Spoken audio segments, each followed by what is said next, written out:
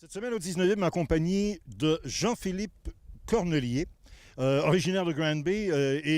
Pour te présenter à notre public, on va te demander de nous relater quelques-uns des faits d'armes de ta carrière chez les amateurs, qui a été brillante en 2012 et également en 2013. Exactement. Bien, en 2012, j'ai participé au US Amateur. Je me suis qualifié pour ce grand événement qui avait lieu au Colorado.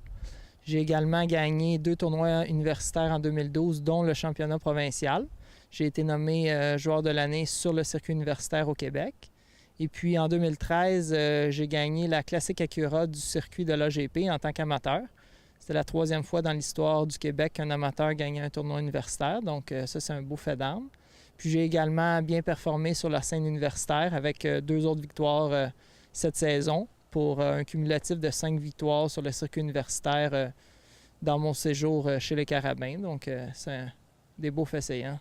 Tu as maintenant gradué en kinésiologie. Je me souviens de l'annonce de cette victoire de Jean-Philippe à la Classique Acura. Tout le monde avait dit « Mais d'où sort ce gars-là et quelle espèce de jeu il nous a présenté? » Un beau souvenir, j'imagine. Oui, exactement. Ça a été une très belle expérience. J'ai joué la ronde finale en compagnie de Dave Lévesque, un joueur accompli sur le circuit du Québec. Puis on a pu discuter un petit peu, me donner quelques conseils. Puis ça m'a bien servi dans le management de ma ronde finale. Donc c'est vraiment une belle victoire pour moi. Tu t'entraînes avec Pierre Dugas, qui est un des top entraîneurs au Québec. Les perspectives maintenant pour 2014, puisque, à l'instar de ton collègue Mathieu Perron, tu te retrouves également chez les professionnels. Exactement. Je viens de terminer mon baccalauréat. Ma carrière professionnelle commence déjà à la fin du mois de janvier. On prévoit jouer 4 à 5 tournois préparatoires sur le circuit eGolf Tour, dans le but de se préparer pour la qualification du PGA Tour Canada qui a lieu à la mi-avril. Moi, je vais jouer la qualification qui a lieu ici en Floride.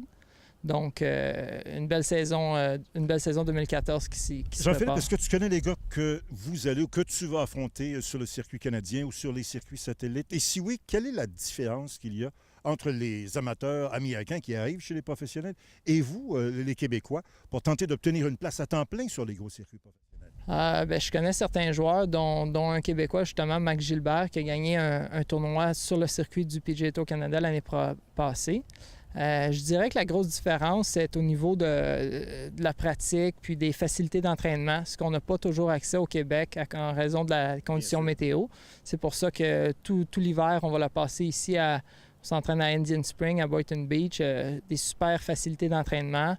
J'ai monté un beau plan d'entraînement avec mon entraîneur Pierre Dugas. Donc, on met toutes les chances de notre côté vraiment pour une belle saison. Jean-Philippe, quels sont les points positifs sur lesquels tu vas continuer à travailler et ceux sur lesquels tu penses devoir davantage t'attarder pour améliorer tes performances? Les points positifs de ma partie, je dirais que j'ai un bon ratio longueur de coup de départ avec précision. Je suis un gars qui s'éparpille pas trop.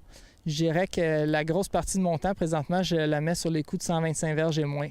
Vraiment, entre 50 et 125 verges, c'est la scoring zone qu'on appelle.